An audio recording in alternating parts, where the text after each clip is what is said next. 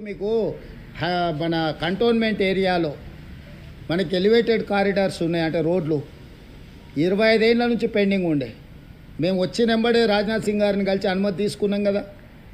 చాలా వరకు కేంద్ర ప్రభుత్వం నుంచి రావాల్సిన నిధులు విడుదల చేయించుకున్నాం కదా. ఇప్పుడు కొత్త ప్రభుత్వం వచ్చింది, బడ్జెట్ పెట్టబోతున్నారు, ఫుల్ ఫ్లెడ్జ్డ్ బడ్జెట్లో రాష్ట్రానికి కేటాయించాల్సిన నిధులకు సంబంధించి ఎందుకు ఇంత హడావిడిగా మేము వచ్చినాం. ఈరోజు తెలంగాణ రాష్ట్రం నుంచి అన్ని శాఖలకు సంబంధించిన మంత్రులం ఢిల్లీకి వచ్చినామంటే తొందరలో కేంద్ర ప్రభుత్వము బడ్జెట్ పెట్టబోతుంది.